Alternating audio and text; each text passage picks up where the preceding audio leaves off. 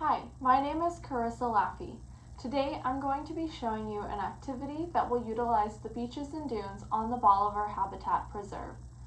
Sound Maps is an activity that's designed for 6th through 8th grade and is best done during the spring or summer months.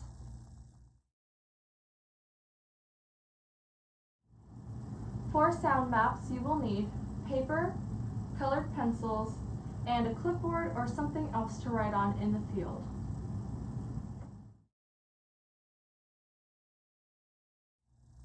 This activity is best done outside, but it can be finished in the classroom.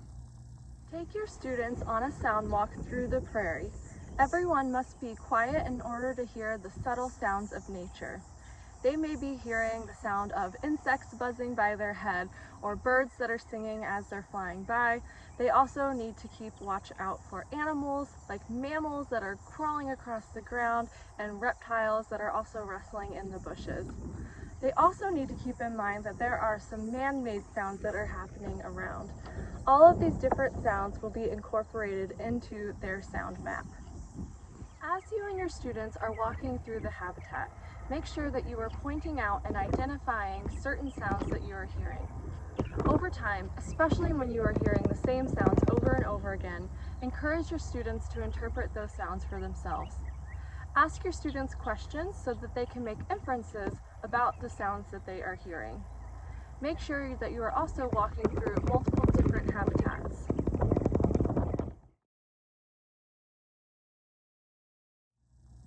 Sound is a really important observation to make in nature, but it can often be overlooked when we are observing our surroundings. Even sometimes when we are seeking out nature, we can bring things like music along with us and drown out the beautiful sounds that we could have heard around us.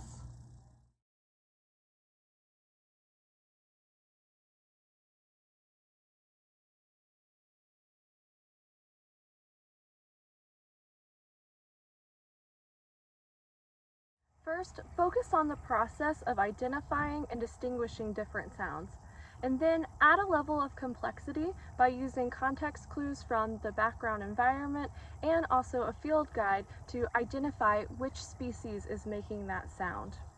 All of this information your students will be able to use in creating their sound maps.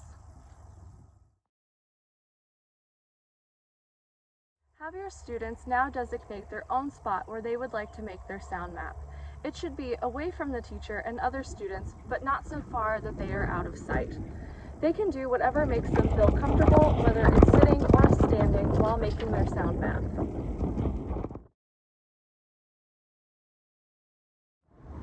Students will begin to create their sound map by drawing a dot in the center of the paper to represent themselves.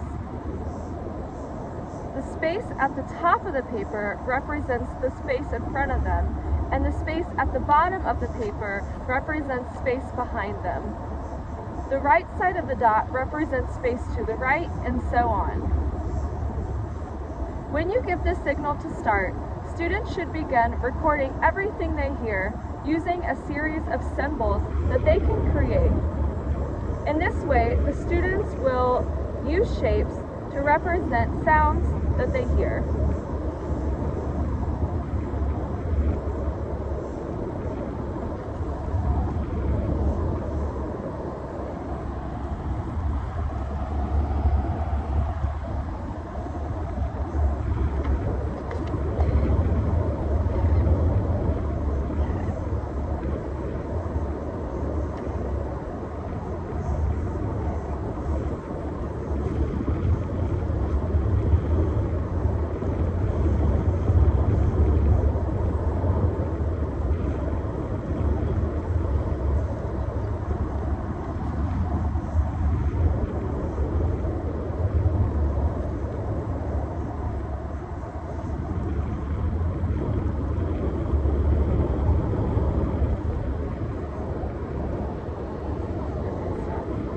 Good.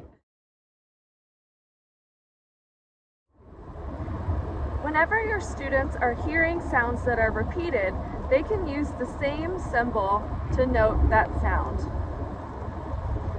Make sure that your students are placing their symbol where they think the sound is occurring in relation to where they are. Give your students about 5 minutes to complete this activity. If it seems that your students are not finished by 5 minutes or would like to keep continuing the activity, you can extend it for as long as you want.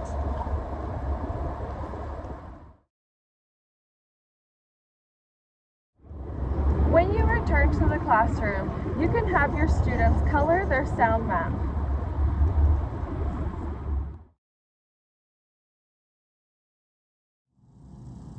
Your students will start to understand noise pollution even in areas that are designated as wilderness zones. They will start to understand how humans will impact the natural environment with noise pollution. Your students will also get to develop their skills of making maps. They will get to interpret different directions and also spatial distances.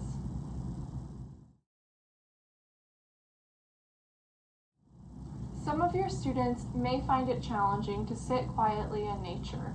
Oftentimes when we tell our students to be quiet, it has negative connotations. But encourage your students that this activity, we are being quiet so that we can allow the bustling sounds of nature to shine through.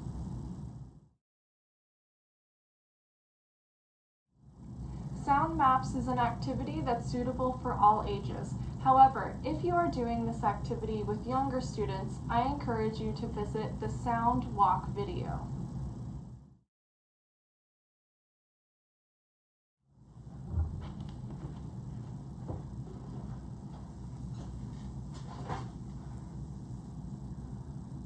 To close this activity, you can have each student share their legend and sound map with the class.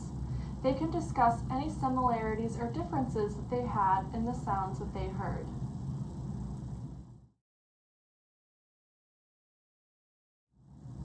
As a follow-up activity, your students can return to the same spot each of the 4 seasons of the school year and make a sound map. Then your students can compare the similarities and differences across the different seasons. For your more vocal students, you can also have them mimic some of the sounds that they heard out in the environment and have their classmates try to guess what sound they are mimicking.